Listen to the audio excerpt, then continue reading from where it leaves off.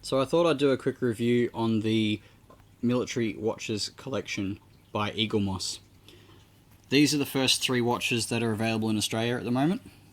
The Australian Diver's watch from the 1960s, the German Luftwaffe from the 1940s, and the 1970s British SBS Commando watch. The prices of these so far are $7.99, $12.99 and $19.99. From what I've experienced so far with these three watches, the Diver's watch, the face on it is incredibly easy to read. It's a very nice, well-styled watch, especially for $7.99. The watch strap, on the other hand, is a big letdown for this watch. If I was going to make this an everyday wear, I would be replacing this with something of similar colour, but of better material. I found the material of this watch to be very itchy, and after a week of wearing it, found that it had rubbed away a lot of the hair on my arm and left me with a small rash. The watch itself keeps very good time. It's been running for 2 weeks now and appears to be incredibly accurate. That's due to a Japanese quartz movement, which is found in all of the Eaglemoss watches. On the back, it has the emblem Eaglemoss Collection. It has the information about the watch and Japanese quartz movement written down the bottom. I've still left the back backing plastic on this. The second edition is the Luftwaffe from the 40s. It is a very big and bold watch. It is noticeably larger than the Diver's watch from Australia, but still sits very nice on the wrist. The face is very easy to read, and the numbers appear to glow, even though they are not, do not have any luminescent paint on them. The dial with the black background makes the hands very easy and clear to read, especially when you're in a dark location or you are just doing a quick glance at your wrist. The band on this one is a definite improvement on the Diver's watch, being of genuine leather, very nice quality. The stitching on it is excellent, and it feels sturdy. It is 10 grams heavier than the Diver's watch, and it is appreciated in that 10 grams. It does feel more solid and a higher quality watch. And for $12.99, I am yet to find another watch that beats this, especially one that comes with a magazine that talks about the history of the watch and the history of watchmaking throughout the world. The third watch in the collection is the British SBS Commando watch. Now, the first difference I noticed was the different emblem on the back. I'm not sure if this denotes a different series of watch or a different, printing batch, but it's a noticeable difference, but not something that is a big problem.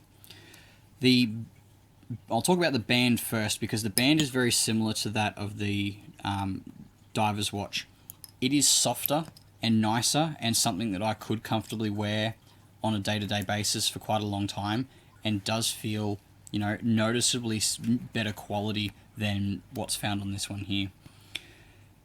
The face on this is a dial which does not spin, but it does have a raised marking at the top here, and the face is a raised face as well. So the 5-minute markings are all raised with bioluminescent paint on them to make them easier to read at night time. And the crown is well guarded here by this little hill. The watch reminds me of a Rolex Submariner and is about the same size as the Australian Diver's watch, and it's only about 3 to 4 grams heavier. Out of these three watches, I would only wear this watch on a daily basis and this one to sports, and if I was going out to do some activity, but I wouldn't wear this one unless I'd customized it, just because of the band. Now, the magazines that you get in this collection are the first edition for the Australian Naval Diver, which is $7.99 at your newsagent, or you can order it through Eaglemoss. The Luftwaffe, which is the 40s one. It's a all three of these magazines so far are 15 pages long, and the third magazine, is the 1970s magazine. I won't go through them because the information is obviously proprietary, and it kind of ruins it going through the magazines prior to reading them yourself. But the backs of the watches, the backs of the magazines show you what watch is coming next. So on the back of the Luftwaffe, it says that you get the British SBS. On the back of the SBS, it says that you get the Russian tank watch. The crown on this one is actually in a different location, so I'm quite looking forward to seeing how this one turns out. On the back of Series 1, get that propped up a little bit, you have a quick layout of what you can expect in the magazine, the bits and pieces that you get when you subscribe, and the future watches in the collection. Now, for its price, this is an excellent subscription. You get 3 watches, 45 pages worth of relatively good quality reading for around $40. Plus, I think it's $1 or $2 postage and handling. It's really nothing.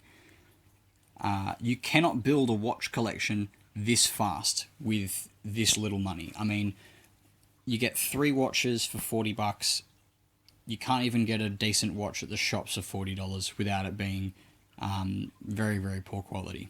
These have a 2-year warranty through Eaglemoss. I already had to claim one of these watches on warranty, as the second hand actually fell off it on the first day that I have it, and they were very good at replacing it, and very quick to get it out to me by sending me to my newsagent, because the news agency is the distributor, but Eaglemoss actually deals with these 2 sets here and are quite happy to replace them if there's issues in the future.